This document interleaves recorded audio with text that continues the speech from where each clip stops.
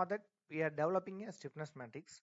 However, for other types of finite element numbers, such informations or method is available.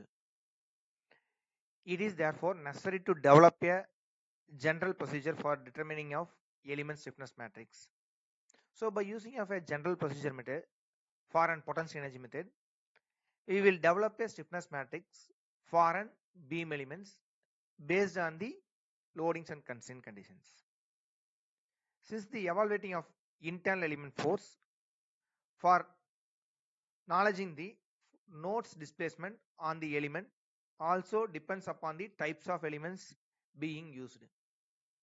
So here we want to find the force vector. We want to know the nodal displacements and then which type of elements we are going to use. All those things we want to consider. The general procedure also should contain a steps in which force displacement relationship for the element is essential. So here we are used to a general procedure for finding the force displacement relationship. So here we want to use it as a general relationship and then force displacement matrix based on the nodes and then degrees of freedom based on the type of elements. So these are the considerable to develop a stiffness matrix for an beam element. So for example, we are finding the degrees of freedom for a bending of beams. So initially we are applying as an point load for a particular nodes. Based on the load, the structure going to deformation about the y-axis. The object will be placed in an x-axis. The deformation will be occurs in the y-axis.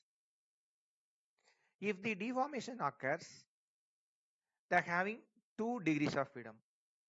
One is in linear motion, the downward directions, and then they are having an angular motion that will be called as a slope. So they are having 2 degrees of freedom per nodes. For step 1, to identify the element degrees of freedom. So first we want to know the degrees of freedom and then type of elements. So that will be majorly influenced to make a stiffness matrix. So already we know we want to find the size of stiffness matrix. The general equation is a number of nodes per elements into degrees of freedom per nodes. So for that we want to know the degrees of freedom. Considering a beam element with an uniform cross section that forms a part of continuous structure. So here we are considering as an uniform cross section member to finding the degrees of freedom. In order to describe a continuum, we need to identify the element type and then degrees of freedom, coordinate systems, elements and known numbering systems. So based on the type of elements, we want to change the degrees of freedom as well as coordinate systems. Automatically the element type and known numbers will be varying. Here we are selecting as an one-dimensional beam elements. So like a line element. So one dimensional means we know they're having a 2 nodes. So per elements they're having a 2 nodes. Each nodes having 2 degrees of freedom. So one is an displacement, another one will be a slope. That will be mentioning as an W1 and theta1. And then Cartesian coordinates we will go means we will take it as an total degrees of freedom. So per nodes 2 degrees of freedom.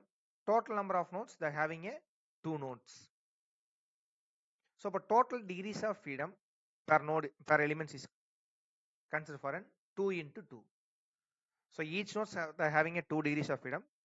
Total nodes will be in 2. So for 2 into 2, 4. So the final stiffness matrix size will be an 4 cross 4. So based on these displacements and nodes of the elements, we can find the size of the stiffness matrix.